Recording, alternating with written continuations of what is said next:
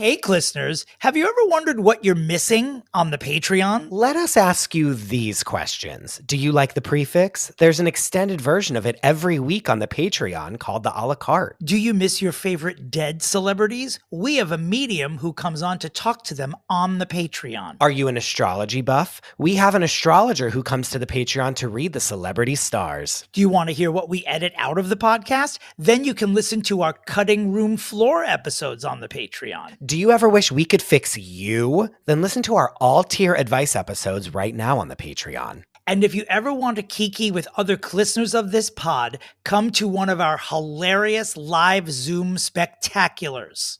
Still not convinced? No problem. Head on over to patreon.com/fixingfamouspeople to listen to an example episode of each of these. Absolutely free. See you on Patreon. Where's Shelley?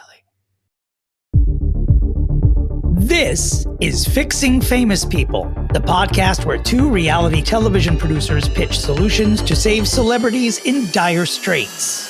But first, let's get to the Pre-Fixe, your weekly pop culture roundup. Oh, or by that I mean, ooh. Should we change for this podcast? Ho, ho, ho should just be ho, ho, ho. Sure. If that's what you want, Dominic, yes. I hope I'm not arousing any lunatics with that very sensual you are. moaning, the chanting. You are. You sure guys, Merry Christmas to those who celebrate.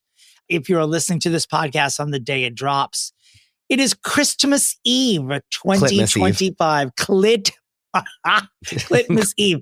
Listen, I just got home about an hour ago and have a break before my final performance in London, which is after Christmas, but been traveling a lot. And all I wanted to do when I got home was to smoke my fresh Bronx weed, which I did not bring on the road with me. So I don't know what this next hour is going to entail. Okay. Oh, copy that. I'm wearing so much Plexiderm right now, and I can still see two giant steamer trunks underneath my eyes, but I'm so happy.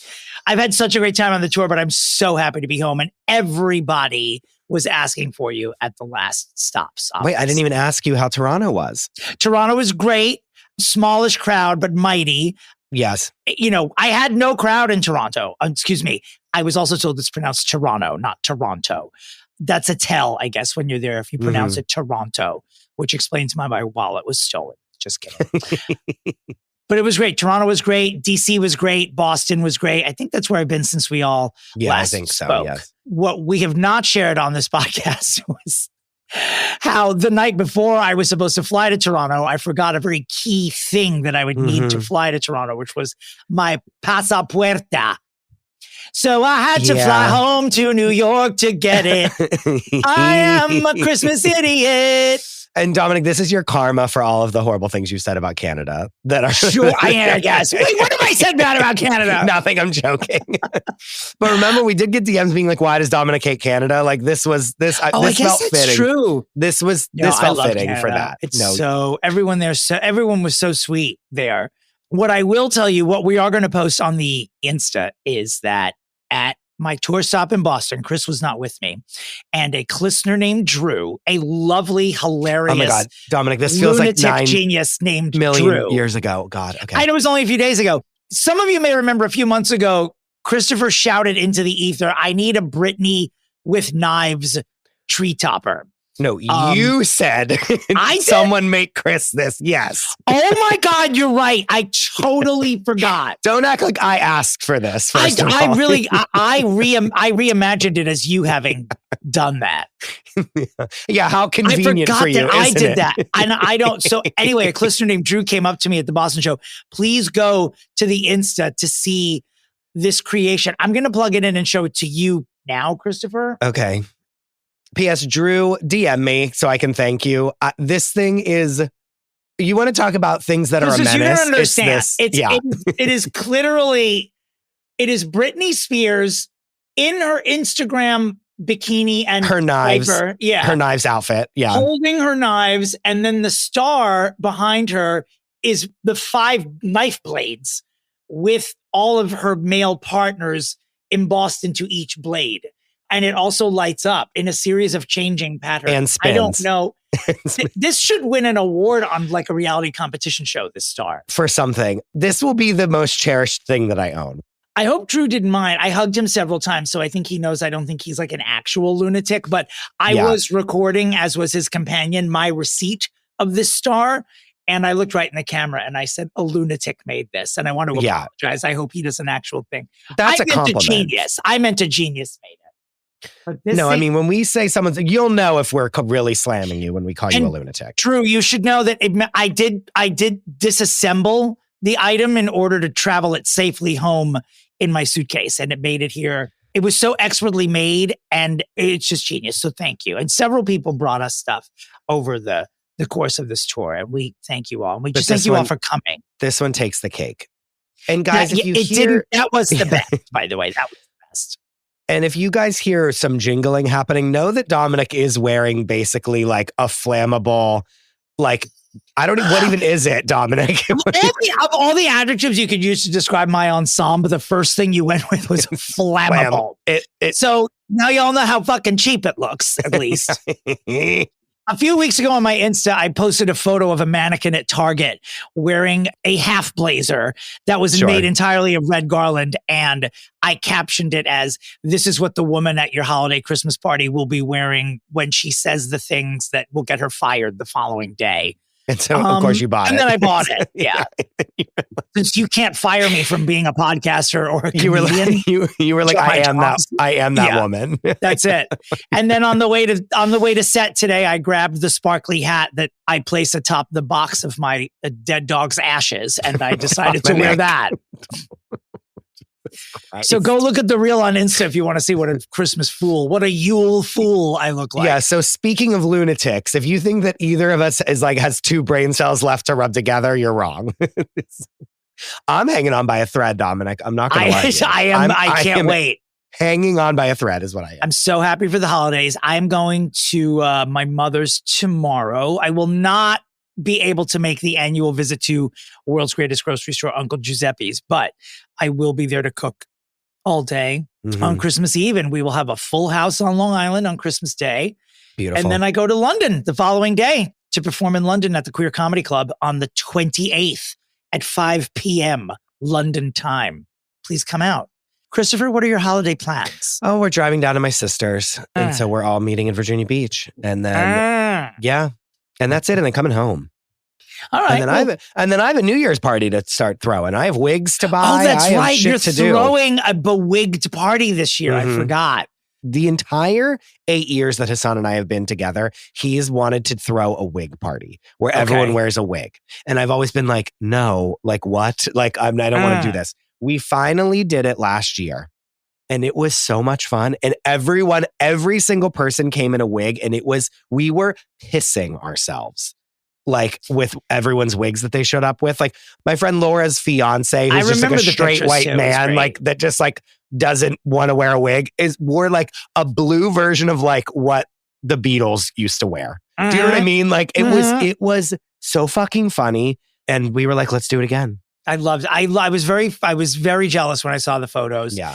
I like to go away for New Year's. I have for a couple of years, but I wish that I could be at that party because what I would wear simply is just the new Skims song that has a merkin attached to it and nothing else, by the way.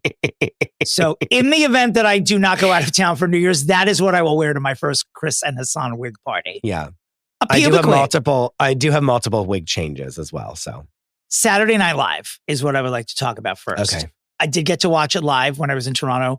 I thought many things. It was a great episode. It felt like a holiday episode. It felt like a special treat for so many reasons. Ariana, Cher, Bowen's last episode, of course, made it even more special. And I was so conflicted about so many things on the episode that I want to unpack with you. But I loved it. It felt like a vintage SNL.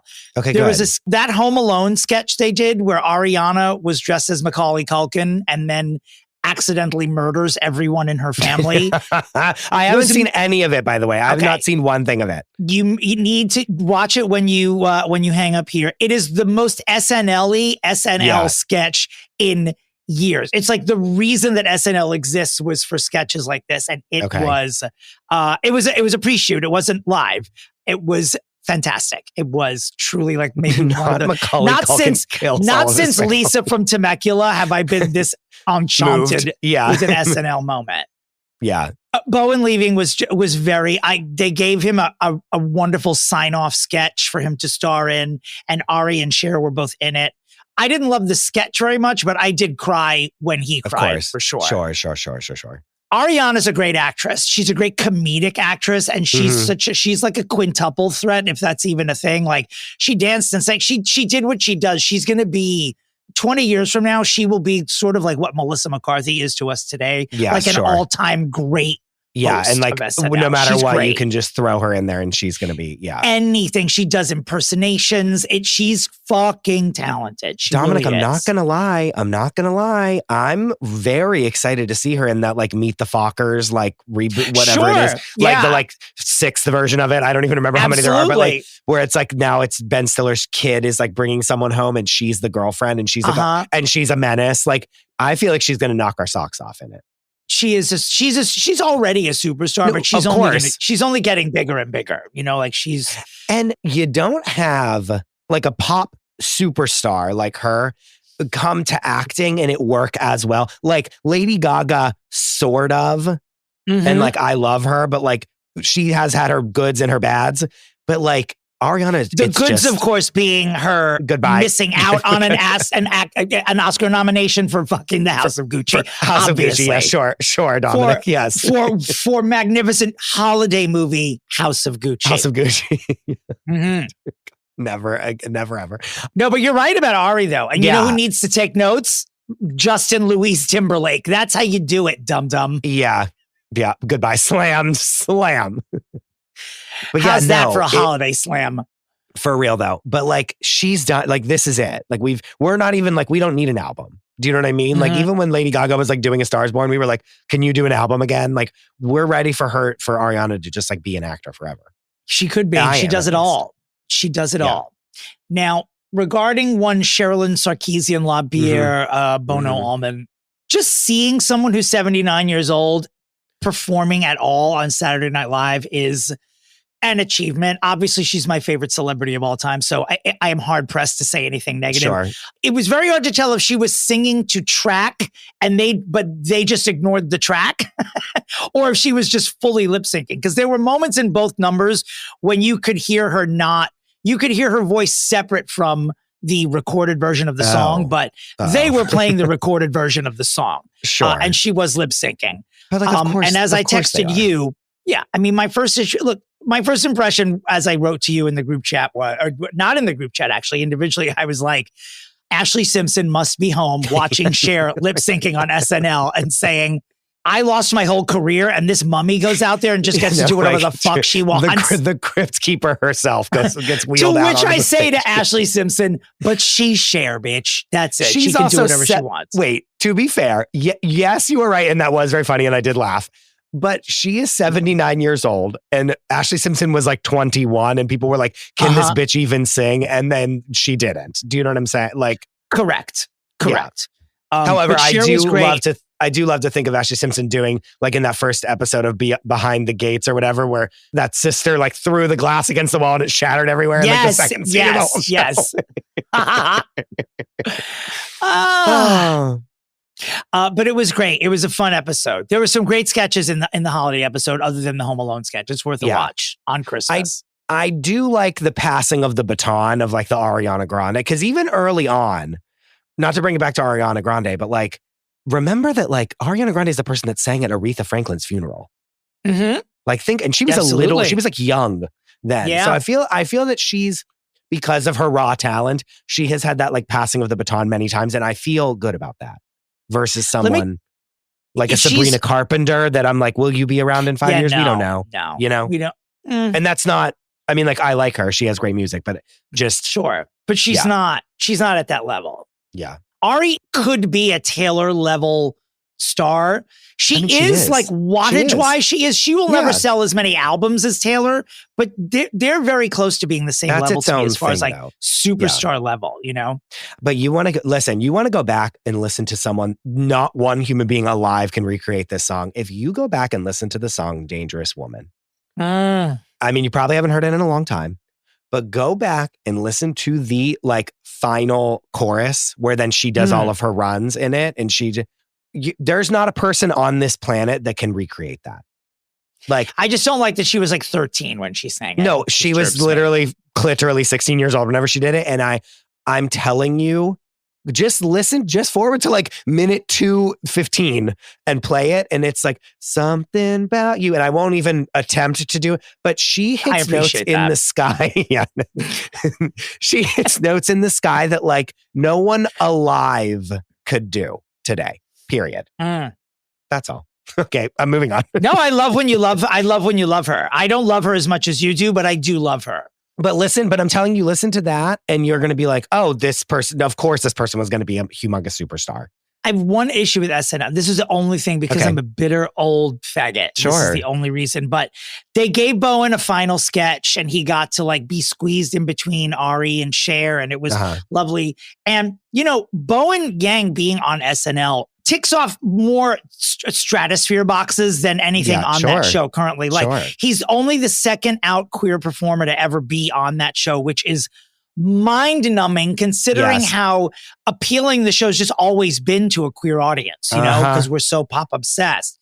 Also the first Chinese American to ever be on the show. Which is insane to think about. He's like he is a watershed moment. Like that is a true like living, breathing, current example of there are queer people, specifically actors and comedians and creative people looking at Bowen and their lives are changing because this individual appears on this television show because they have an actual example that, yes, you can be this. And it's incredibly important. His being on that show is incredibly important.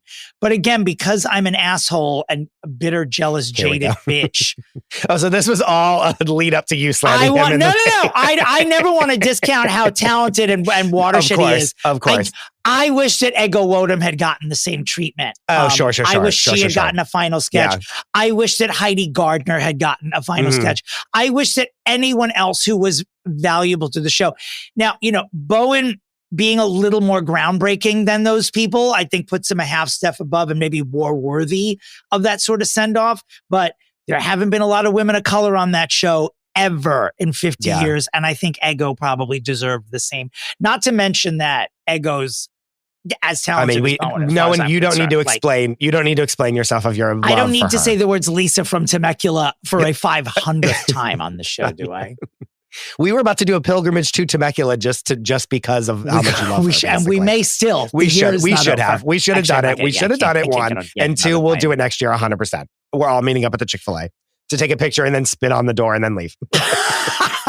Wait, but really quickly, did I say this on an episode or an a la carte, or were we just talking just the two of us? I'm not going to know the answer. I thought that you asked for a treat topper, and I feel absolutely humiliated. No. But I said, like, Lorne isn't like greenlighting these like star turn comedic movies that he used to for the people on You SNL, said it. No, right? we said Do you it remember on this Patreon, conversation? Like, because like, I wonder if Bowen is like, what's this doing for me anymore? It's so much fucking work. I'm so famous now and kind of don't need to be here anymore. And like, well, he wanted to go out on top. There's a great article too, I read, that he had like a conversation with Lorne before even coming back for this season and was like, I don't know if I have more to do. And Lorne said, you definitely have more to do here. And then he's just booked and blessed. Like, I don't know. No, that's what I'm saying. He's like, I could like go be a movie star now. I don't need to actually be on SNL every week. And be like, and he wanted to go out on top. He said too, like, and he is. And, you know, people forget, and I was reminded in an off mic conversation with Jess Rothschild this weekend that Las Culturistas was around before Bowen got on SNL. No, that was his thing before him. That gave, right, like Las Culch gave birth to him being on SNL, not 100%. The other way around. and he's not going to stop doing the podcast. And he's been in a series with Awkwafina. He's been in both Wicked movies, and he's also done a ton of other shit that we have not talked about on the pod. So he is a very important, and we use that word not ironically here. He's an important celebrity, Bowen Yang, for real. And he's so funny. Like he's so like and he's also actually talented. The iceberg was like, it hadn't been from like the people of yore that so, like a character like that was like born and like really everyone loved it. You know what I mean? Like I remember that being so good. It's one of the top 25 SNL sketches of all time, of all 51 years, that Titanic iceberg sketch. But I will say, like, if it was like 1994, we would have like 3 Lisa from Temecula movies. Does that make sense? Absolutely. Yeah. And why don't we have those? Why don't we have those? I don't know. We could do like a whole Lion, the Witch, and the Wardrobe thing just with the iceberg character alone. No, we could do like a 7 movie. Of course, we could. You and I can make that up for sure. No, 100%. We could be like, okay, goodbye. Okay, moving on. Speaking of SNL, as we get out of that, they put up a lovely card for Rob Reiner out of one of the commercial breaks as a tribute. And here's some very fun Rob Reiner trivia. He was the 3rd ever host of Saturday Night Live. No. And was the first host to appear in sketches on the show. The first 2 hosts of SNL were George Carlin and Paul Simon. And they just like did comedy and sang and did other shit. And they never appeared in sketches with the cast. And Rob Reiner was the first celebrity to do that. Wow. Isn't that? Whew. Dear God. A quick update on all things Rob Reiner. His son, Nick, has pled not guilty by reason of insanity. His son, Nick, is being represented by the lawyer that represented Karen Reed and got her off for killing her boyfriend. Please don't turn this into like it's going to be a circus, isn't it? I don't know. It's already a circus, apparently. The street itself has turned into an absolute like mayhem. And, you know, there are stories now, apparently the night before the murders, the Reiners and their son Nick were at Conan O'Brien's holiday party at Conan's house and had like a knockdown, drag out, blowout fight. I know that was, Nick was apparently so off the reservation that people wanted to call 911. And according to reports, and he's going to have to say something sooner or later, Conan urged people not to call 911, that it was like a family thing, just let them handle it. I take all that with a grain of salt because, you know, the rags love to blame people that had nothing to do with shit. And they're obviously saying like, oh, if Conan O'Brien had let someone call 911, maybe this wouldn't have happened. Let's pump the brakes on that a little bit. Like, let's let these people grieve. I think that Nick Reiner was apparently not well for a very long time. And I do not think that Conan O'Brien had anything to do with this. So slow your roll. We'll move along from that. The Oscars. This is truly the biggest story of the week. Tectonic. The Oscars in 2029 will be leaving ABC and will be broadcast on YouTube. This makes me very nervous because who are all the people that run my favorite farting channels going to be as presenters now? Mr. Stupid Poop is going to be the Stupid Poop.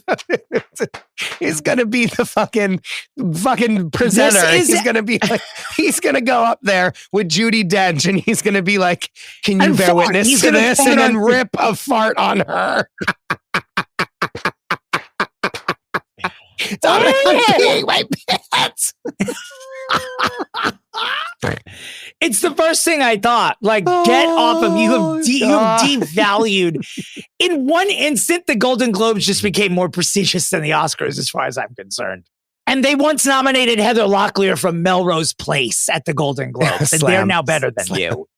P.S. Heather Locklear on the list, and someone was ferociously DMing, being like, where do I submit people for the list? How do I add someone to the list? I was like, Heather Locklear's there. Don't worry about it. Oh, we got to do it. We got to do it. She's available next year. She's available. Right. This is speaking of watershed, Dominic, this is a watershed moment. The fact that the most prestigious night in entertainment is now on YouTube that's insane. Crazy. It's insane. Yeah. I don't even know how to feel. I'm not reading all these articles that say, here's why it's good, here's why it's bad. I want to develop my own opinion about this before the Hollywood Reporter tells me what to think. Yeah, and sure. My gut reaction, all of us in the group chat, we were like, oh no, holy shit, this is bad. So I'm going to sit with that and try to figure out. I already have an alert from the Hollywood Reporter, or it might be Variety, who's like 9 reasons why the Oscars moving to YouTube is good. And I'm not going to read it until Christmas. I'm going to wait to read it. I feel that the number one thing on all those lists should be that it's more accessible for everyone to watch, and it's free. Mm-hmm. It's free. You know what I mean? Like, that is good, because then please, how many times am I scrambling during award season to sign up for a free trial of YouTube TV to get cable so that I can watch? You know what I mean? Like, I don't pay for regular cable. I literally watch. Right. I was thinking the only thing that I watch that is truly on regular cable anymore, like cable, not network, but cable, is Bravo. And so I'm like, why do I need a fucking cable? Why do I need cable? You don't watch Angela Bassett's 911 on Fox? No, is that what I you're sure saying? don't. I'm sorry to tell you, Dominic, that I don't. Well, I'm sorry to tell you that she is in another galaxy this week. An astronaut, yeah.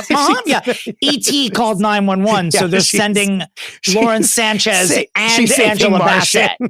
She's saving Martians from a fire. But first she will have all of her limbs amputated in a freak accident, and also transition, and then she'll go into space as Angel Bassett. And then put her brain in another body after all of that. What they have done to Angela Bassett on the show is truly remarkable. So that part I think is good in theory. But then what does that mean? But then again, is Jake Paul fresh off of having his jaw broken in 2 places from that boxer? Is he going to be up there with Zoe Saldana trying to do a bit? I don't want that. I don't want to see that. I don't know. Maybe it's a place where a lot of weird shit can happen. One thing I did see online really briefly was allowing presenters to swear during their acceptance speeches will be a key indicator of whether or not we're going to be completely classless. Yeah. Oh, yeah, I'm thinking about that. You know what I mean? Yeah, I didn't think about that. The slap would have just been nothing. That would have been water off a duck's back on YouTube. Are you kidding me? That's... on YouTube. Super stupid poop does worse every day. When Jada says kill him on a YouTube show, Will Smith will actually kill Chris Rock the next time, because it's allowable. Oof, that's rough. We'll see how it goes.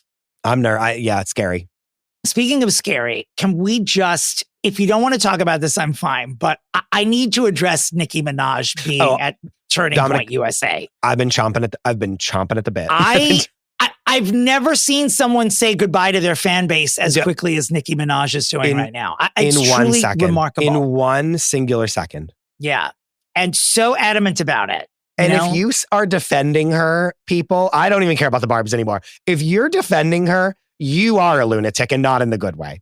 But how about her sitting up there and she's sitting up there cheek to cheek with fucking Tammy Faye Faker. Okay. Yeah. She's sitting up there and she refers in Tammy Faye Faker's face. She refers to JD Vance as the assassin. Not Tammy Faye Faker. You heard me. I said what I said. Tammy Faye Faker is I am sorry. Have you ever seen a merrier widow in your fucking life? She couldn't be. I couldn't be happier.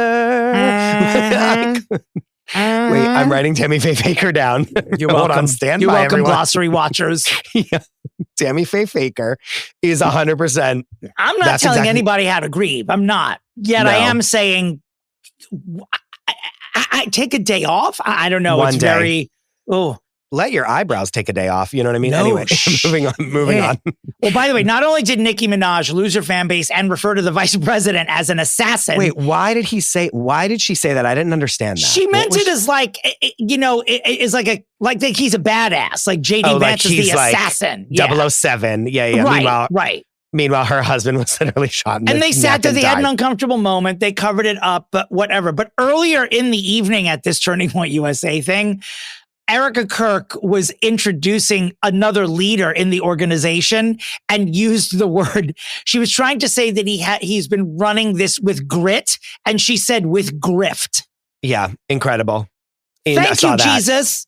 Incredible. Thank you, Jesus. Yeah, it was like not a Freudian slip, like someone wrote, and then it was the thing, and it played it like over and over and over again. Yeah, I mean, we try not to talk about politics. It's becoming such a part of pop culture now that it's inevitable. This isn't like policies that are being voted on. This is like a lunatic, like Tammy two Faye lunatics that have gotten loose. She has dive bombed my algo at this point, so we have absolutely no choice but to talk about her. No, this is just simply, again, from a celebrity standpoint and fame. She is very famous now and is on the news every fucking day. By her own hand. Fair game.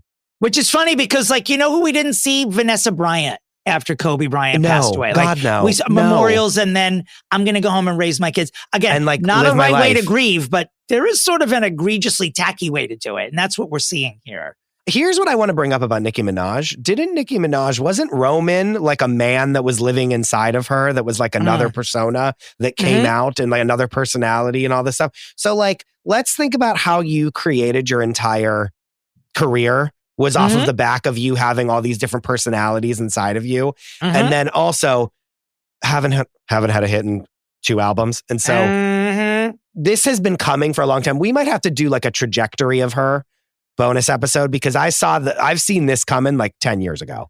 A lot of people have too. Like people are posting receipt after receipt online about she has been this way since she came out and that no one is supposed to be surprised. Yeah, I mean, whatever. Isn't she married to someone on the sex registry? Yeah, she's married to a sex offender, period, done. She wants a pardon, is what she wants. That should have been enough. It should have been enough. She'll probably fucking get it, too. No, yeah. I mean, they're gonna, P.S., what's she gonna do? Do one of what Roseanne, remember Roseanne's like song? Like where she had like cornrows? Is that what Nicki Minaj is gonna do one of those? Like what's gonna happen? What she thinks she gonna do? No one in rap is gonna like embrace her anymore, right? Not that they did already, but I feel like Cardi B doesn't even need to go on Twitter anymore. She's already won by Nicki Minaj appearing there. So yeah, we're good. Anyway, let's move on to a story I've been dying to chat about with you. The Jumbotron Mistress. Okay, we remember her. Oh, brother. I believe her name is Kristen Cabot. Well, she finally has done an interview. And when I say, ma'am, I know you're an unwitting celebrity. This happened months too late. No one cares. Like no one cares months anymore. Too late. Because as it turns out, like this was like a flirty thing. She wasn't fucking this guy. And her estranged husband was at the same concert with his girlfriend. Like the story that we were presented about, this is this guy's mistress. They were fucking, they were definitely a little frisky. She waited way too long to come forward with this information. But the best part about this article in People is that she says, in reference to Gwyneth Paltrow becoming, whatever the company she worked for, it was like astronomy or whatever the fuck it was. Astronomer. Not astronomer. I think it was literally called astronomer, but astronomer, yeah. Right. Her and her boss had to leave. And in their absence, while they were going through a PR nightmare, Gwyneth Paltrow stepped in briefly as the spokesperson for this company. And I'm proud to be an American. And Kristen Cabot's response? Simple 3 words. How dare she? Directed at Goop. How dare she? Kristen, she should know better. You don't know who you're going up against, girl. But you know what? She made interesting points. She's like, after all the shit that Jwyneth took for the conscious uncoupling, for her to go after another woman, and I used to love her company and her products, and now she can F off. You loved her company and her products. You loved the vagina candle. Goodbye. Who knows? Adios. Kristen Cabot, I am sorry, but do you think she couldn't get a job? She thought she was just going to get another job and be fine. And now no one wants to hire her because she's truly like jet fuel. Like, and so anytime someone goes viral, they sing the same song. They're like, I can't go out of the house. I'm getting death threats. This is my real question because I don't disbelieve her. Who are these fucking assholes that just issue death threats to people who are in viral videos? Like people that want to feel something, Dominic. For what? Why would you issue Kristen Cabot a death threat? She didn't cheat on you. Yeah. Wait, hold on. She doesn't work in your fucking office. Whose reaction is to see that happening and then just say, I'm going to kill you? What? I'm going to murder you. Christopher, why are you moving around frame? Did your dick just pop out? My foot has a cramp and I have to stand up. I saw you lift your leg and I saw way too high on your upper thigh. And I'm like, if you're pantsless on this pod, you got a lot of nerve critiquing my tits. I'm not, but I'm holed up. I'm taken to the bed, to quote Dame Erin Bagwell. And because there's a maintenance man fixing my toilet right now. And I was sitting on the bed. Is he fucking you? Is that a euphemism? Behind. He's fixing your pipes? No, but I was sitting crisscross applesauce on the bed and then my foot started cramping, so I had to stand Not up. crisscross applesauce. Oh God. Okay. Hold on. I have to get back on the bed. Okay. Hold on. Let me elongate this leg. I am wearing pants. Okay. Anyway. But also, don't swing on Goop. Like, what? Just don't. Yeah. She will wreck you. That's a great point, because Goop is probably like, of the concerning things about everything that happened, Goop, I thought, was the only one that made a smart move. No, it made it funny. For that company and her. Yeah. She did make it funny. She did. And we're not always on Goop's side, but you know what? She did. This was, I believe we said it was an absolute genius move at the time. Yes. I think we praised it. Yeah, I do feel bad for what happened to her. And I, of course, even against your wishes, spoke about this for probably 13 weeks in a row. I was so fascinated with it. But for her to come forward and be like, I never actually fucked this dude. I'm like, baby, you should have gone on Instagram. It also doesn't matter. It also doesn't matter at this point. Like, it doesn't even matter. Now, who cares? Yeah. Yeah. I'm moving right along. Christopher, I have a question for you, which I never thought I'd say in my life. Is Elvis's granddaughter the biological mother of John Travolta's son? This had to be the weirdest alert I got all week. There's a lawsuit that's been filed. And you know that if that's the weirdest alert you've gotten, you know that it's like shit's going down. Because, yeah. I don't know what the lawsuit is. I don't even care. I remember reading about it and thinking it was uneventful. But in some sort of lawsuit, it's revealed that when John Travolta and his late wife, Kelly Preston, had their son, they used the eggs of, I guess it's Riley Keough, right? Would be Elvis's granddaughter, who is Lisa Marie's daughter. So essentially, John Travolta's son is Elvis's great-great-grandson. Because when you're a megastar, I guess, instead of going to like one of those facilities where you get like the egg of a donor place, you can say, I'll use Elvis's. Sort of like when Melissa Etheridge and her partner at the time were like, let's have a kid. They were like, didn't they use David Crosby's sperm? Like, celebrities just use other people's junk, which I guess is another benefit of being a celebrity. Okay. My wheels are turning because they're Scientologists. And didn't she die because he never brought her to the hospital? I don't know. You are going Chris I'm Hansen going deep right No, this here. is bad. This is bad. But you're probably right, too. Didn't she like die at their house? And so I appreciate that you're whispering, but you do know you're on a microphone, right? But like but I'm trying to show a little bit of reverence, a little bit. I understand. I'm just being an asshole. But I would think that IVF would be like a no-go situation. But then also they're celebrities, so they don't have to live under the same rule as like the regular like Sea Org member. The whole thing is very fishy to me, and I wonder what. There's something else is at play here, and I think I know who and what it is. Where's Shelley? Wait, do you know that Rosie O'Donnell posted like the card that what's his name that Tom Cruise like sends with the cake, with the coconut cake, the coconut cake, and there's the card was like, Rosie, like, have a great holiday, like Tom. And she wrote a caption that was like, after all these years, like, still love Tom or something like that. I don't remember what she said, like, still getting the cake from Tom or something. And I wrote a comment when I was drunk, all capitals, where's Shelley? And it has like 9 billion likes on it. Did you get yours? No. Oh, I got mine. Just stop. My coconut cake? I had it delivered to me on the road. I did. I actually it was delicious. I actually have. You should get one for all of the Mission Impossible plugging that you've done. Yeah. I do know someone that does get it though, and I have seen a photo of it, and it is beautiful. We spoke last week about Tyra losing it down under, wearing a canary yellow wig and going on this thing about Santa. Anyway, well, she's done what Tyra does, and now there's a single which called Santa Smize, which Tyra performed at the Abbey a few days in that ago. same wig, by the way, in that yellow wig. In the same wig, because she's trying to capitalize. Like, she gets a one-handed clap for trying to capitalize on something embarrassing and stupid and hilarious and doing it quickly. You know, like that's how you do it.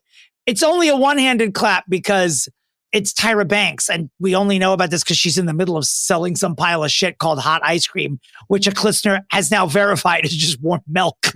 one of our an American listener living in Australia took her sister on a pilgrimage, and we will have her. I want to have her send in at least a voice note or come on the Pre-Fixe. That soon would be magnificent. and just have a 2-minute sit down interview as we are what is her name? My nemesis, Diane Sawyer. All right. My nemesis, Diane Sawyer, and we sit down and interview her about the hot ice cream. But she did verify, she's like, it's truly hot milk in a cup with like a pound of whipped cream. Of course it is. Yeah, to cover up that completely disgusting. And she said when she was handed it, like by the person making it, when she received it and was like, what is this? Like the barista or the ice cream purveyor was like, gave her like an eye roll and was like, oh, like, because basically everyone that orders it is like, what the fuck is this? Of course they are. I've been inspired, guys. Next year, Fixing Famous People is going to be selling our own brand of water, but we're just going to be calling it warm ice. Hot water. Hot ice. Hot ice. Ice. It's cool, call it hot ice, but it'll just be room temperature water. Yeah. Also covered in whipped cream, if you want to be gross about it. A couple of quick things before we get on to our actual episode today, which will be a year in review, the year being 2025. Simu Liu is going to be in Oh Mary. And we forgot to mention that last week during our Broadway update. He's going to be in the role of Mary's teacher. And I'm so excited. And I would go see it again. I want to keep seeing it and seeing it and seeing it. I'm that in love with it. Same. And I love him. Also, we forgot to mention in our Broadway breakdown last week that Beaches will be a musical this coming season. Nervous. And, of course, nervous anytime they take something beloved and turn it into a musical. Sometimes it works, sometimes it does not. But I don't know. I mean, it's ripe to be a musical. I will say that. There's already so many musical numbers in it that it's sort of given to you as a gift, as long as they don't add too many songs, which I know it's a musical, but I almost you only really need to add a handful of songs to this and it's still going to be a great musical. It's also hard whenever one of the most famous Broadway performers of all time is like in the movie. Like it's hard to, right? Wouldn't it be great if Bet took on the supporting role of the Lainey Kazan role from the movie? Goodbye. But wouldn't it be hilarious? No, it really would be great. We could only imagine. We could only pray. Congratulations to Pete Davidson and Elsie Hewitt on welcoming their perfect angel girl named after Pete's late dad. Sounds like that makes no sense, does it? They welcomed Scotty Rose Hewitt Davidson. So I guess his dad's name was Scott. And so they named their daughter Scotty. That's a doozy of a name. Assuming that she'll just go by Scotty. But congratulations. Scotty is cute. It's adorable. Scotty's adorable. A good name for a girl, actually, like when you think about it. He's really turned it around. This Elsie Hewitt really settled him down. Yeah. You know who's not turning it around, Dominic, that you're probably chomping at the bit to talk about in the a la carte? Who might that be? Nicola Peltz and Brooklyn Beckham. You're like me chomping at the bit to talk about Nicki Minaj as you, but like times 10. There's a story on the a la carte. I'm just calling it Beckham blockages. And when I tell you that a story broke that all the Beckhams have blocked each other on Instagram, the amount of people that texted it to me is truly astounding. I don't know why I'm obsessed with this family, but I'm more obsessed with everyone unfollowing each other on Instagram than anything else about it. Or that's Dominic, ever a story. Dominic, I'm in now. We're You've been bringing them up for months and I'm like, why do we care about this? No one cares. And now I care so much. Now and there's a twist. We've been given a reason why the blockages have occurred. You have to stay tuned to the a la carte for that. But before we go, we always like to end the Pre-Fixe on a high note, and we will do so by saying that Todd Chrisley's son, Kyle, has been arrested.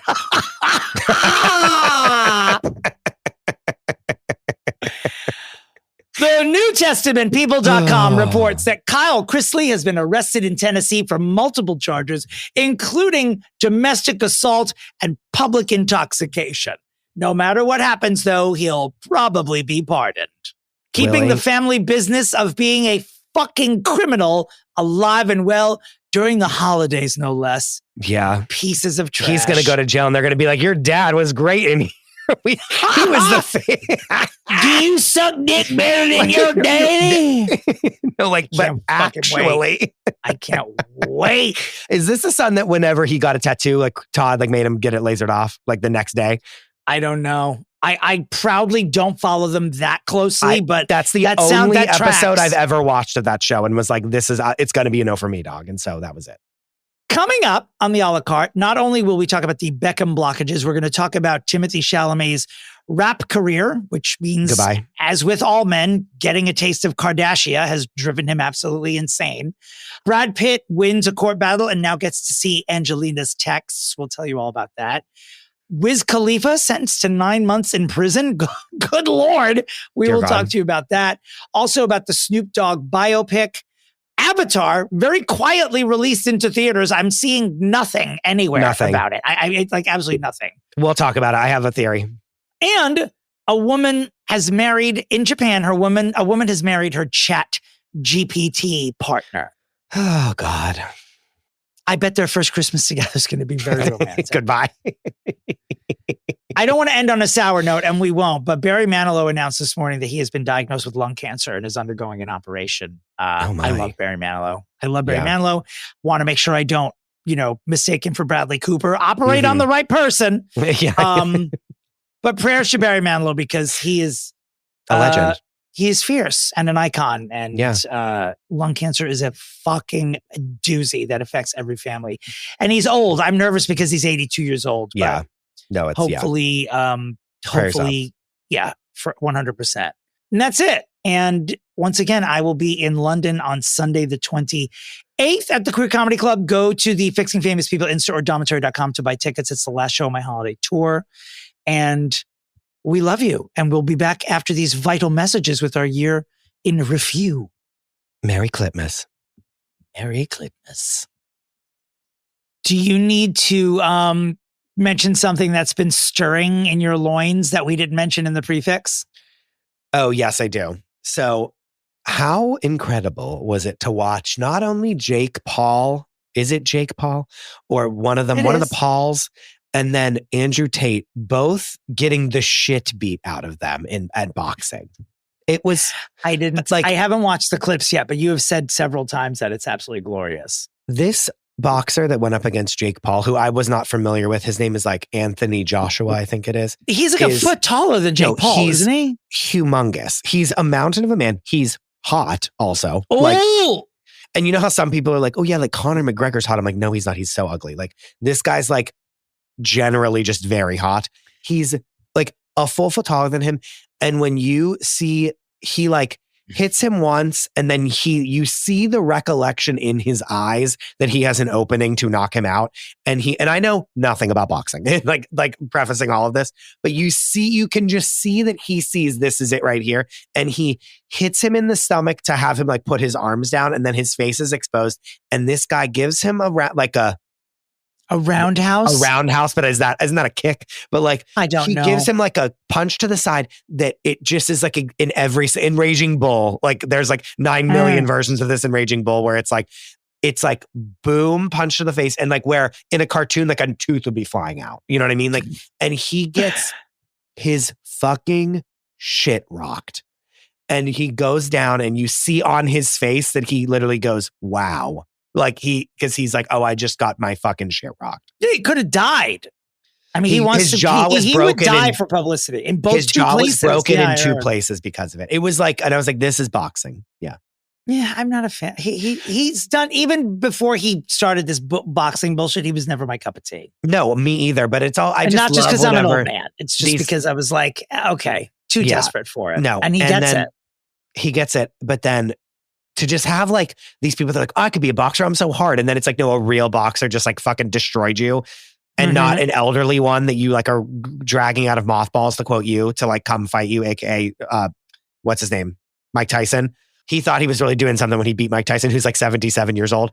And it's this guy destroyed him. And I'm gleefully watching the videos. You are truly gleeful about it. I'll watch it when I get off here. I'm loving it. You're going to love it. Anyway. That's all. Welcome to a year in review. Welcome to our year in review. Obviously, what moved Christopher the most, despite this being a tumultuous year, was Jake Paul's near murder on live streaming.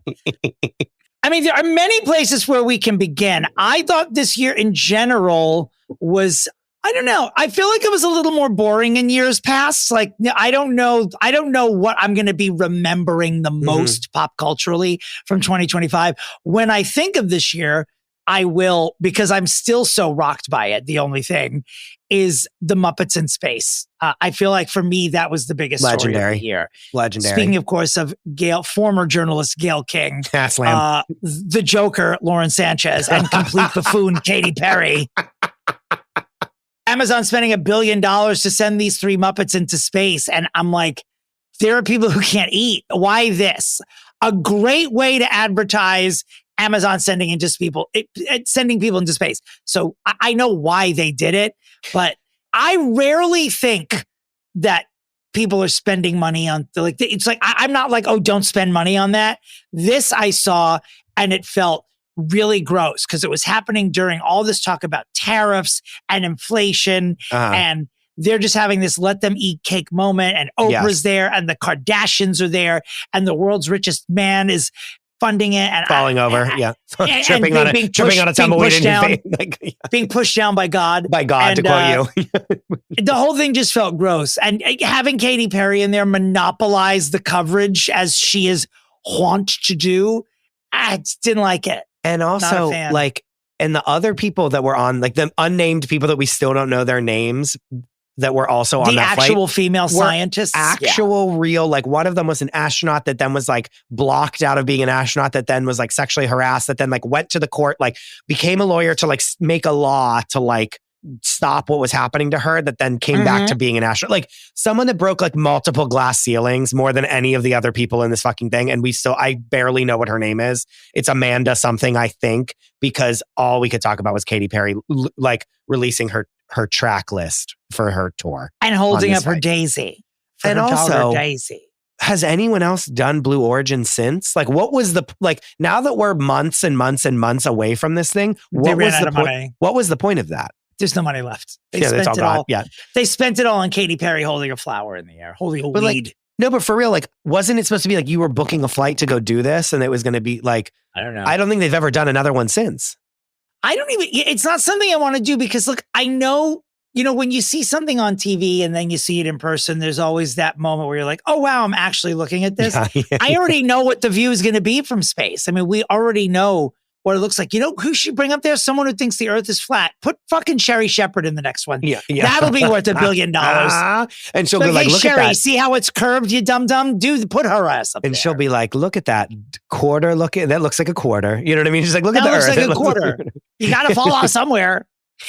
Oh, God. What were the other big things that happened this year? Obviously, another actual big story is, in general, how much politics is infiltrating pop culture. And we spoke about this a little bit in the Pre-Fixe, but like Jimmy Kimmel getting suspended is a big deal. Like that's a story people will remember happening. Yeah. Let's hope it wasn't the beginning of a trend of that happening. But that was a big deal. I loved how the public on both sides of the aisle actually rallied behind him getting reinstated, because if you can't fucking mock politicians, that has to be protected. And again, what was the actual crime? He didn't actually say anything about Charlie Kirk. He actually talked about Trump, like not caring about Charlie Kirk. Like that was the thing that was actually what it was. And so like, it wasn't even this other, I don't know. Yeah.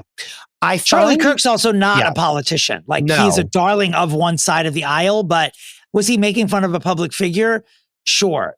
But he wasn't actually making fun of Charlie Kirk or the fact that he had been assassinated. Just a mess. Just a mess. I find, not to go here, but like one thing that I feel that I've actually really enjoyed and felt solace in as the year has progressed was like things that Trump did like early on where he like renamed things or did this, or he was like instating this person. Like over the course of the year, we've found that like the court has then been like, no, you actually can't do that. And so we're going to reverse that. And I feel like a lot of like things that, and I'm sure there's 9 billion things that didn't happen this way, but like there are things where like, much like Jimmy Kimmel, it was like, oh my God, here's this thing and we're doing it right now and it's happening today and this is what happened. And now like, even look at like the Rose Garden, like, and the ballroom that's getting put up, like it's actively being blocked from happening by the courts. And so it's like, being in this like whirlwind of like, oh my God, there's a news alert that Trump said this. And like, that means that the world is over is like,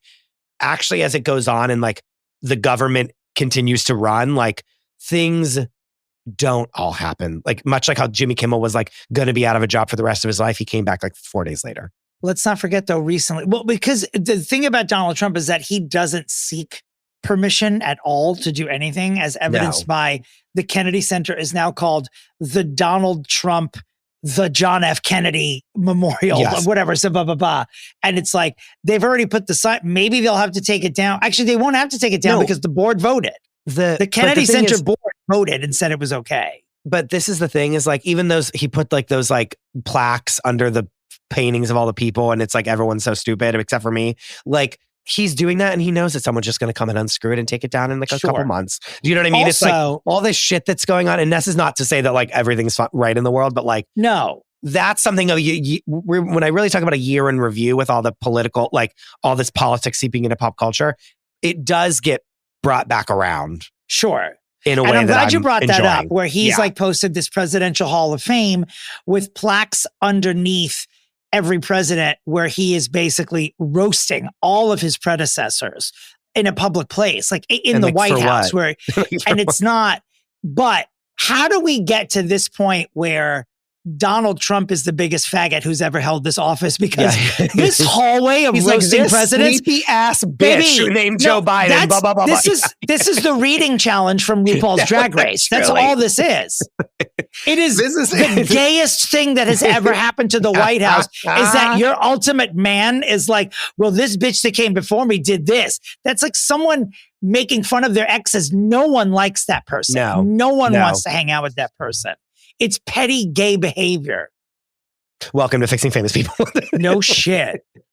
It's the dumbest thing. Reading is what? Fundamental. He puts up a picture of an auto pen instead of Joe Biden. Now, would I think it was funnier if I didn't like Joe Biden? Sure. It's a hilarious read. It's also wildly inappropriate for this man to be putting his opinion on all of these presidents. It's wild. It is. We're living in the wildest era in American history. But it's also smart. But this is the thing. It's smart because he's doing that so that we don't talk about the Epstein files that are like every single day, like being released piecemeal. That's what. Yeah, because this orange baboon probably has a lemon-shaped dick too, and he doesn't want us to know about it. Yeah. Anyway. Okay, let's move on. Let's move on from all of it. Yeah. But speaking of baboons, Kevin Federline wrote a book about Britney Spears. I'm so anxious to get off of him now.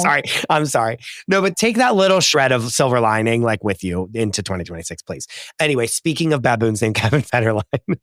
One of them wrote or had ghostwriters write an audiobook for him to trash his ex-wife, superstar Britney Louise Spears. Well, it's did not go over well for him. The book tanked.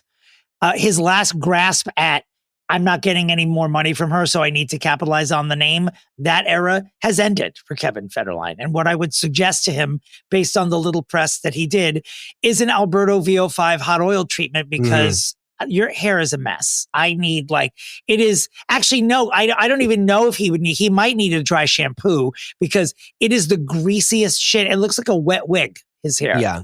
Get it together. And you're not dirty hot anymore, by the way. In the beginning, when she married you, it was I am fine to scream popos out and take it from behind from this freak. However, you have aged into one of the guys that hangs out at the Fencing King of the Hill, and ain't none of them hot. So go back to Hawaii and put your head in a volcano. Get out of here. Why am I mentioning volcanoes all day today? I don't know, but he's Billy Ray Cyrus territory is what he's. I would fuck Billy Ray Cyrus twice before touching Kevin Federline. Thrice with anyone's dick but mine. No, thank you. Yeah. And it's also just again, he was like, my kids. And the biggest criticism was guess who you didn't talk about at all was your other children that you already had whenever you started dating Britney Spears. What about those children, you fucking piece of shit? What was his ex-wife's name? Shar Jackson? Am I pulling that out of my ass? Great. No, Shar Jackson. Yeah. Yeah. Not a great year for gay Hollywood. Lil Nas X had a public meltdown.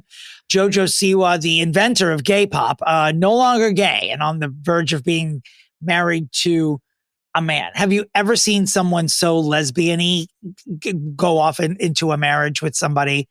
That would be like me marrying a woman now. That's how fucking gay Jojo Siwa is to me.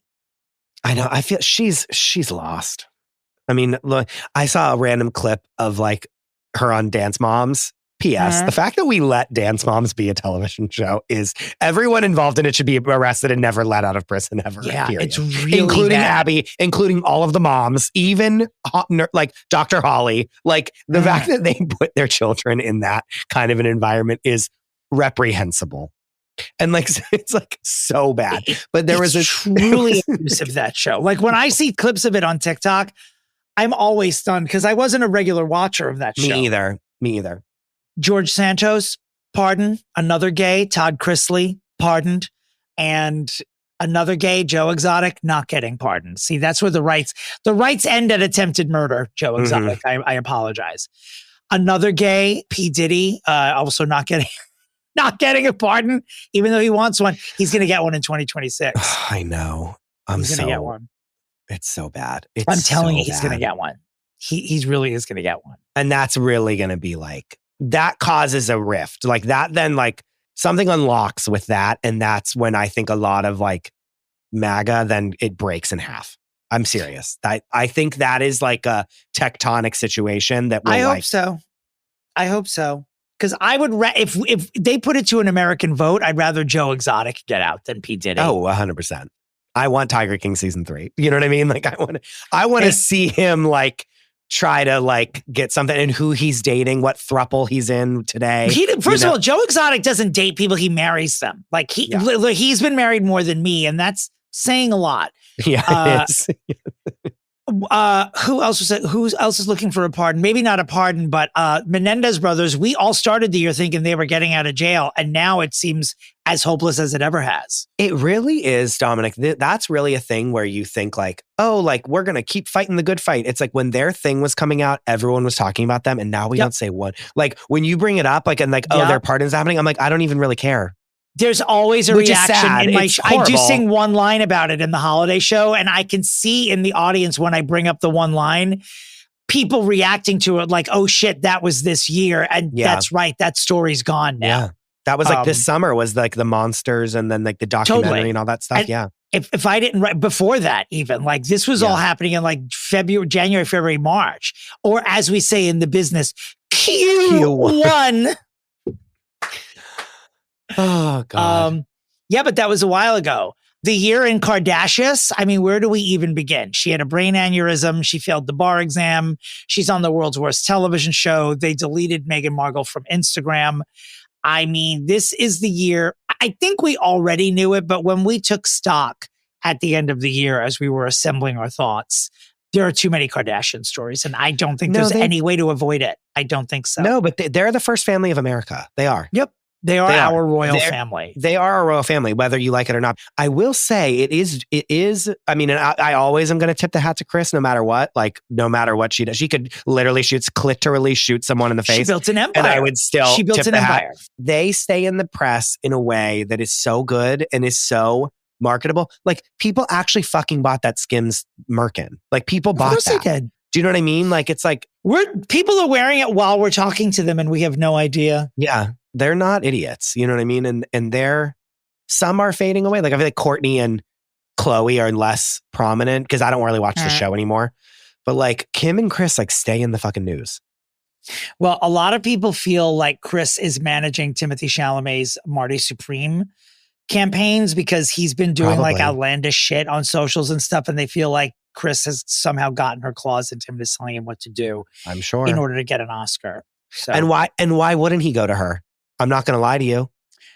She's the best. I mean, he'll lose the respect of this podcast, but have you seen this was a long time ago, but it was like the Kardashians, like the three of them all on, like the three sisters on Watch Robbins Live. And some caller called in and was like, what's something that you're going to have to like regretfully like explain to your children that you put on the internet or something like that, like from being so public? And like, they're all like, oh, and like Andy like rephrases the question. And then Kim literally just looks right at the camera and goes, well, I think mine's obvious. Ha ha. And I was it's like, also what made her a millionaire. Yeah. Like incredible. Yeah. Like I was like, again, tip the hat. Literally hate you, but tip the hat. I also don't like them being in bed with Britney. It sets me back on wanting to give a shit about Britney, as I've said on this podcast before. The year in Britney, mostly attached to other people. You know what I mean? Like what people are doing to her, which sucks because we're waiting. You know, I mean, we will leave Britney alone, but we also want her to come back with something. I also just want to make sure she's good. Like we can't 100%. leave her alone. We need to keep an eye. We do the need to keep book an eye. really did set her back for a minute, and she went off socials for a hot minute. Good. But the year in Britney includes her being in bed with the succubi that are the Kardashians. Yeah. And look, maybe she needs Kris Jenner. Who knows? Maybe that is what gives her the kick in the pants. I just feel like she's been exposed to the brink of mental illness, and I don't know that the Kris Kardashian style will help that. No, it hasn't in the past, as we know. No, look at all the people that the Kardashians have driven insane already. But anyone that's been married to them, number one. But Paris, I think, is hanging out with her more, which I think is good. Hilton? Yeah. Okay. She was saying, she was like, oh, I went to dinner with Britney, or we got dinner, or she came over. I think that there's people that are reaching out to her and being like, all right, let's just come hang with me and just to get eyes on her. And I feel good about that. And I love that for Britney. I think Paris is a better influence because Paris also several times seemed like she was careening toward a brick wall and she's turned it around. Completely crawled out of it. Yeah.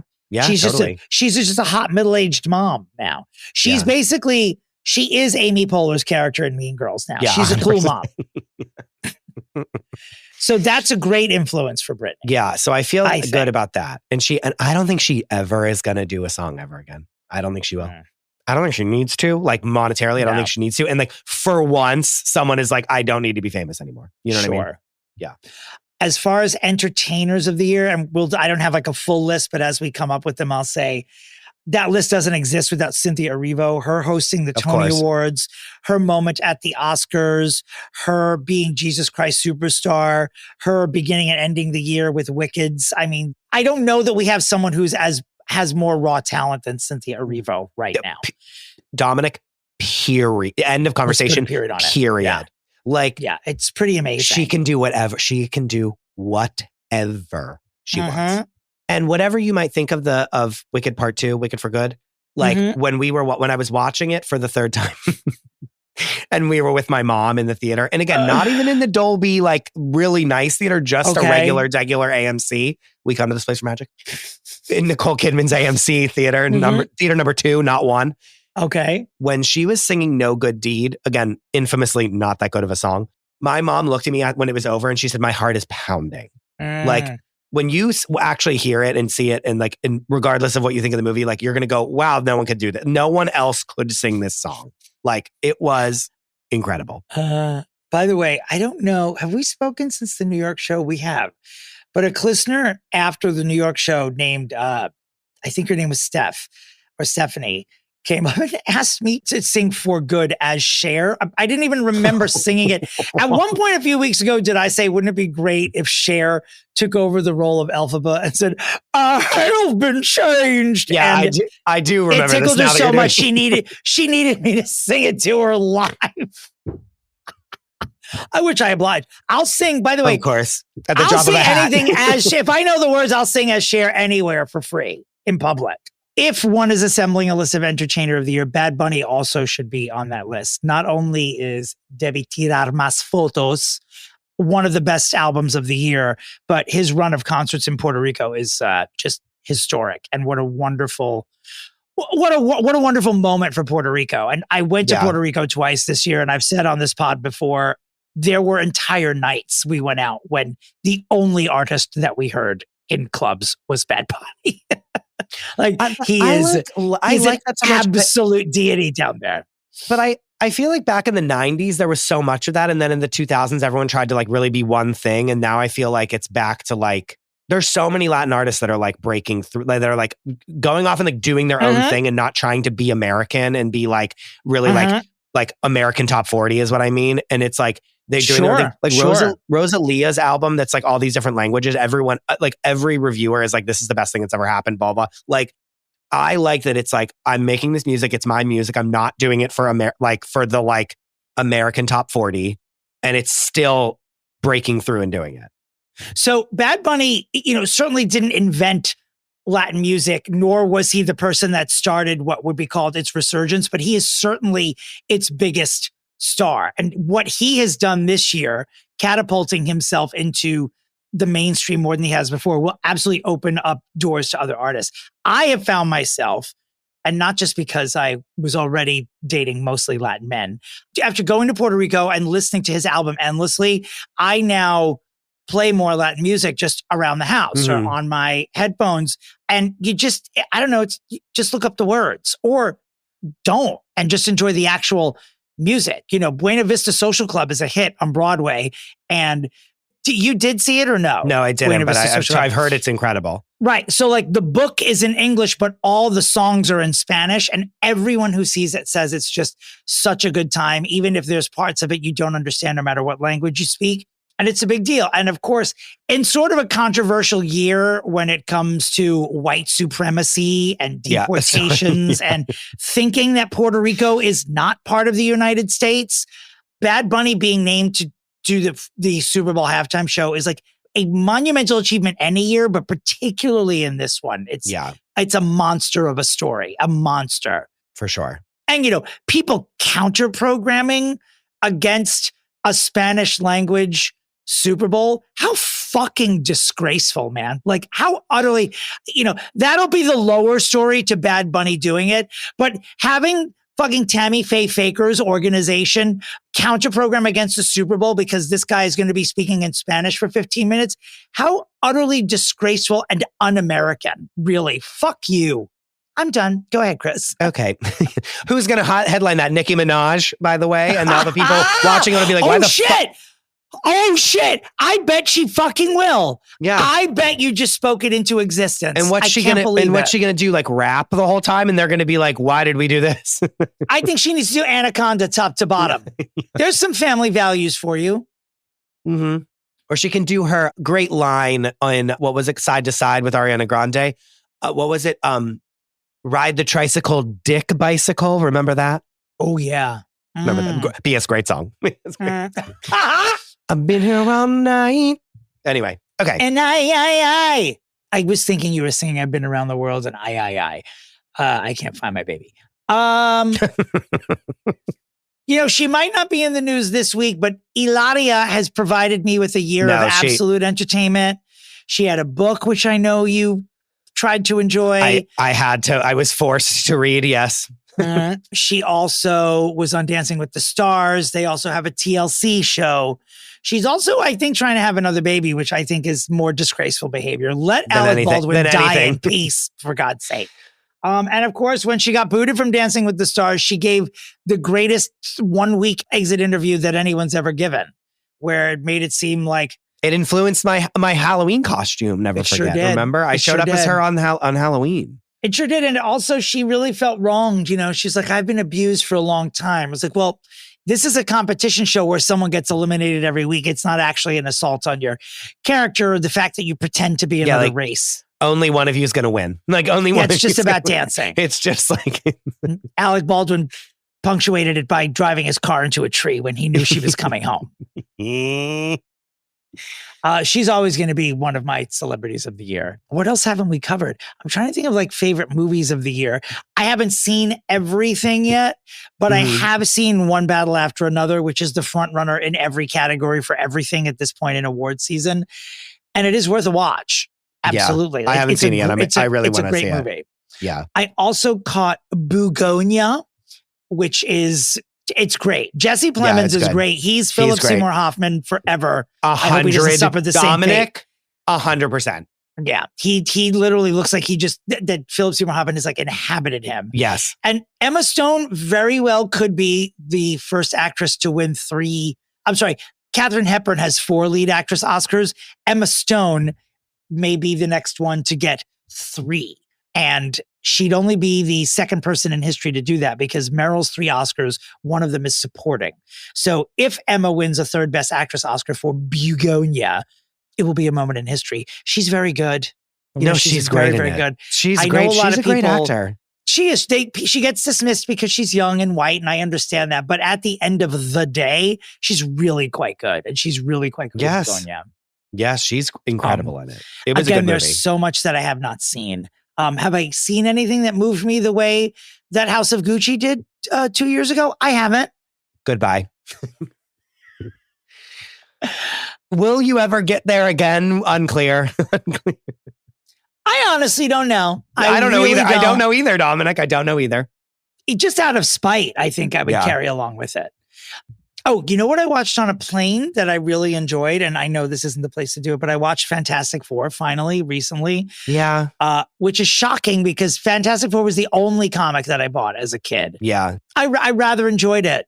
Yeah, it was good. They're getting a little... I wanted more action. It's getting they're getting more into like, oh, this is a drama. And I'm like, Preachy pants, yeah. And a little like, oh, this is like, they already did the whole thing where they like, this is a Marvel thing, but it's actually like a real drama and we're going to like talk about their emotions. And it started with that. Like when they did it on WandaVision, that was like, because this character had already went through so much and we saw, then you like got to like see this thing, which again, I still say is the best thing they'll ever do is WandaVision. And it was like so worth it and like earned. Whereas this was like, it was just like the whole thing was so like dramatic in a way. And I was like, can't they like use their powers more? Like I want them to just like fight instead of like, I don't know. I'll tell you what though, Vanessa Kirby, she was great. She's not big enough of a star for me. She needs to be everyone's favorite actress. I love Vanessa Kirby in everything she does. I loved her on The Crown. I loved her in that movie that she did with your mortal enemy, Shia LaBeouf. She's just a great, and she was Oscar nominated for that, I believe. She's amazing. She is amazing. No, she was good in it. She needs to be, I just need her to be more famous. She's like Meryl level for me, for sure. Yeah, you love her. Whenever she was cast, you were like freaking. I remember you being so excited. Because I knew at the time that it was perfect. And she's good. It's not like the best role for an actress of her caliber, but I just hear her voice and I'm in, no matter what.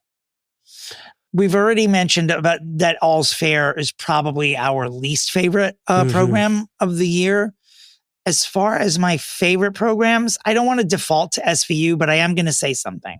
As someone who's seen every episode, they've changed the writer's room there in some way because this season of SVU, I mean this, they're all good, but this season in particular has been so much better than previous seasons. It feels refreshed to me somehow. Like I've been loving everything that they're doing on the show. Okay, I love that. I really surprised you with that, didn't I? Yeah, I don't know. Especially for a show that's been on for 17 billion years. You know what I mean? You think like, oh, it's devolved into like a soap opera, but you're saying it's not. I like that. No. With Love, Megan on Netflix, it's much of what we got in season 1. And it is a flaming garbage barge, the show. And I can't stop watching it. It is, I am watching a rich woman do a parody of a lifestyle show. That's what I'm watching here. Tell me, did you watch the Christmas thing? Did you watch the Christmas special? Haven't yet. Dominic, her and the guy that used to like own 11 Madison Park, he comes in and when I tell you they have palpable chemistry. Palpable. Really? Like fuckable? Like yes. Ooh. Yes. Like, and because he's like wrote a book called like Amazing like Hospitality or something. And they are like jizzing their pants in front of each other talking about like hosting like a dinner party. Interesting. No, you should watch it, and I would like you to report back because Casey and I went off for like 10 minutes about how we think. Really? It was wild. All right. Wild. All right. Goodbyes this year. I think perhaps the least emotional one for us was saying goodbye to the world of Sex and the City / and Just Like That. Oh God, that was this year. What a whirlwind. They're still this year. Yep. I watched them destroy the memory of a once beloved television show. In every way. Like ripped it like from limb. Really, quite simply, the problem was that they didn't have Kim Cattrall on it. When she didn't sign up to do it, they just should have said no. They just said this is not going to work. And it just didn't. But Dominic, it wasn't even just because of that. There was no one driving the train. There was no one at the helm with two brain cells to rub together. It was him and her, again, being like picking out cat trees for 16 years instead of writing the show. What did we discover? Which we uncovered on this podcast. We discovered that Kim Cattrall, Samantha Jones, was the only adult on Sex and the City. Mm-hmm. That's what by her not being there, it was one of my favorite words, rudderless. It was absolutely rudderless without her. Absolutely. Who knew Carrie was not the spine of this novel? It was Kim Cattrall all along. She was the Agatha and Just Like That because it was Samantha all along. Dominic, one of your most profound things you've ever said on the show was that. Do you think so? Yeah, I really do. Because it bowled us both over, us and Gus, Corey Frederick. We were like, wow. Yeah. Yeah. I stick by it. I No, think you you know were what I right. think You were the completely right. ultimate follow-up would be if they really wanted to apologize to the fans, they would just give Samantha, now living in the UK, her own series. And I think that was wasn't my have pitch. these other people. Oh, That was it? I Oh, think God, my pitch was like a show. subconsciously? No, I think my pitch was like Samantha Jones PR as the show. We would all, every single one of us would line up to watch it. You know, because we could cite thousands of examples of characters like that with that sort of energy, like a Samantha Jones or a Karen Walker or a Christine Baranski on Sybil or any number of them, where it's like that's supporting. They feel like main character energy, but they should only be supporting characters because you don't want to get too much of them. I disagree when it comes to the Samantha Jones character. I think we saw enough of her being three-dimensional on Sex and the City that character in her 60s could carry a show by herself. 100%. Be the central character. 100%. I think it would need to be closer to be 30, 35, 40 minutes, not a full hour of show. Yeah, no, sure. I think for sure. Yeah. Well, that was the other problem, is that it was an hour premium and it was like they were still writing a 23-minute show, but it would just took place over the course of 42 minutes or more. One of the great mysteries of the year. Do we yet know what really happened to Gene Hackman and his wife, or are we just going to not have a period at the end of this sentence ever? I don't know, Dominic. Like, did he die first and she also had dementia? Were they killed by rats? Were they hoarders? Was it carbon monoxide? Why am I not clear on why one of the winningest Academy Award actors of all time is just dead? And we're like, what happened? Carbon monoxide. Listeners, if you live in Santa Fe, what? Could it be carbon Remember monoxide? we thought, well, that's what I thought. I mean, that was like the obvious one, but I don't think that we have any resolution on this. No, I don't think we do either. But how do we, in today's day and age, like not know? I don't know. With all the science that we have? I mean, if we can send Gayle King into space, we can't find out what killed Gene Hackman. Oh, God. We can give Gayle King's wig a free ride to Mars, but we can't find out why the star of The French Connection and his wife were found dead in their home and had been dead for 2 weeks. Come on, bitches. We also lost some behemoths this year. At the top of that list, obviously, is one Diane Keaton. Of course. How to measure this loss? I've said on and off mic and in the holiday show, I don't know why I was so surprised at the absolute international overwhelm of losing Diane Keaton. I thought that she was just nichier to people like us, but not so. I mean, I keep forgetting about First Wives Club and Baby Boom and all this other stuff. She's not just someone who appeared in Annie Hall. You know, she's not. It was really an outpouring and really sweet because she was a giant. She's also someone who like was young and famous when I was young. And then like, to me, she's now like a generation of people that we're going to start to lose that are like people that my generation has watched their entire lives. Yes. Does that make sense? She died at 79, which is the age of Cher, Dolly Parton, Liza Minnelli. And those are all those are all like constants in like a millennial's life. Do you know what I mean? Like the life doesn't go on without those people. People that paved the way for our Britneys and our Christinas and our Lady Gagas and our, you know what I mean? It's like those people are now on the precipice and that's not good. Some other big ones that passed away this year. Robert Redford obviously was a big one. D'Angelo dying was very shocking. Ozzy Osbourne passed away this year. Jane Goodall.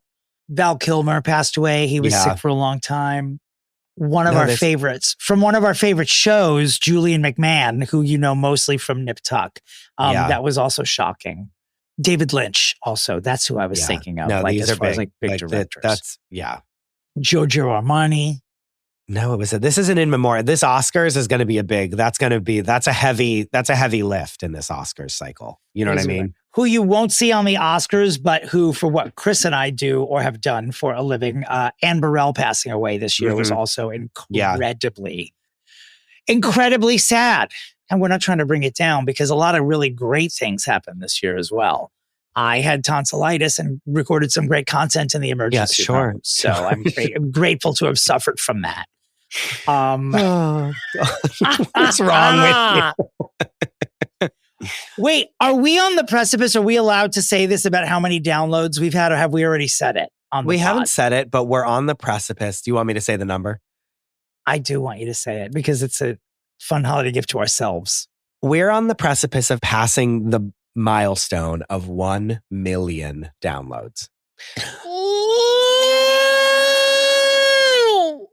And I want to just say that we were not celebrities whenever we started this podcast. We did not have a big Instagram following. We don't have humongous celebrities other than a few on this podcast in general. We talk to other podcasters. Of course, they're very famous, but to put it into perspective, I feel that that's a humongous number. And to make this out of truly nothing and be able to say that we're doing this before we hit the 3-year mark, I think is really impressive. And I'm really proud of it. I'm patting us on the back. I'm proud of us too. Okay, good. Yeah, forever grateful. I know. Yeah, of course. I have a naturally sarcastic voice, so I always make it a point, especially when I'm seeing people in person, to let them know how much we appreciate them listening. It's wild. To meet people in the wild who listen to us and shout back facts about our personal lives and shit is wild. It's wild. It's been, this year especially has been great. And we love you all so much. And we hope that you have a wonderful holiday. And I just want to drive home one more time, if we haven't said it already. I do not have a lisp. This was a very big story this year. And that was the year in review for us, is Lispgate. Wait, have you seen that people are saying Clisteners now? I love that. I didn't see that. Oh my God. I was ready to take down all the Lisp content from my page, but now if they've put a term in the glossary, I'll leave it up forever. Someone started, I can't remember, Greg is involved, but someone else was saying it too, was like Clisteners. And I was like, that's incredible. By the way, don't think that I don't see your partner Hassan moving back and forth behind you, desperate to be a part of this year in review. He's with going some sort of acknowledgement. I'm glad he's wearing a shirt, is what I'm going to say. He's the person that was recognized on the street before me or you. Can we talk about that? Because he's our Melania. Yeah, that's his you. Codename Melania now. Codename Melania. Not codename Melania. Only because it started in Nashville, where Chris and I were posing with Clisteners and they wanted Hassan in the picture. And we had to retake a picture because Hassan was unhappy with the way his jacket was buttoned. And I said, Melania, you're here as a trophy bride. You don't get to retake photos because you're unhappy with your appearance, especially when you're hotter than both of us. Like, you don't get to correct it. I'm 66 years old and I get to say, please take another photo without these chins. But I love Hassan, obviously. Yeah, he loves you too. And we love you. Wait, he has something to say. Here she goes. Here we go. Just like Melania, I too have a documentary with my friend coming out next year. Listeners, tune in and lean in, please. I need that streaming money. What? Oh, I'm not even going to. I'm not asking who's bankrolling that documentary, because I feel like it might be this podcast, and I want to disavow any knowledge of it. Okay, you may. We haven't even talked about the trailer for Melania's documentary. Who cares? I mean, what's it going to be? She's dressed as Spy versus Spy, going, here we go again. When I hear her accent, I scream ice at the top of my lungs. That's all I'm going to say about that. Also, like, are we going to talk about how she hates Christmas? Like, that nothing's good. She's just going to be her, like, texting on her phone on a private jet, blah, blah, like nothing. There will be nothing real that happens in this documentary. It's going to be her. Directed by Brett Ratner. Farting. There you go. There you go. Do better next year, Hollywood. We're sick of it. I know. Well, next week we will come to you with our predictions for 2026. And a reminder, by the way, I was reminded by my algorithm that we're just coming up on a year of the Blake Lively and Justin Baldoni New Year's Eve, New Year's Day pop culture explosion. And now I speak for most of the planet when I say I don't even want an update on this story. To think that was how the year started, with that happening. And now it's like it's so old news in the way that people don't even want to put it on their year-end lists. No. Like, it's not, people are just, we've turned against them both now. Yeah. And I don't care. And I don't care who's right. And I don't care. No, I hope they beat each other up. It was too much. They slung the mud too much at each other that no one came out clean. Even if one of them is like a monster and the other one's a saint, it doesn't matter. Too much mud slinging happened in the interim, and you always walk away dirty when you're slinging that mud. I don't know if this was a year in review as much as it was just Chris just Us talking shit. But I hope you've enjoyed it as much as we have. Well, here we are. We hope you're having a wonderful Christmas Eve and that you have a wonderful Christmas and that you had a wonderful Hanukkah and any other holiday that's being celebrated in December or beyond. Kardashius, as you said in your holiday show. Festivus. Kardashius. Yeah. Festivus. Not a lot of Festivus jokes. A couple years ago, I feel like everyone was bringing back Festivus. Not one did I see this year. No. You know? Anyway. For the rest okay. Of us. Well. I'll be coming to you live. I mean, not live, from the city of London, England next week, where we do our predictions episode. Will you be back in Hoboken? I'll be here. I'll be home. All right. We love you all. Dominick, where can people find you? Oh, domandterry.com or Dominick Pupa at Instagram. Christopher, I forgot this is how we end these episodes. I almost Where did. Can the listeners of our podcast find you on the whole web?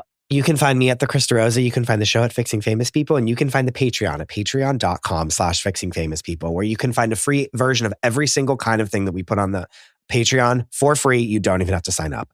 But if you would like to sign up, even as a free member, you get a lot of stuff and you get to see a lot of really cool stuff.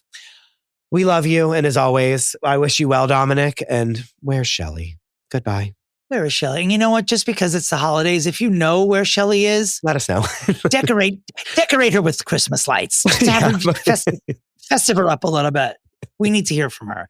That's a New Year's resolution. Finding Shelly is Finding Shelly is it's at top of my list every day. I think that should be the name of Hassan's documentary. Just call it Finding Shelly. Everyone will watch it. Everyone will watch it. Then they'll be and then they just watch it. It's just Hassan. Finding Shelly, a story about Hassan. Goodbye, everyone. Bye.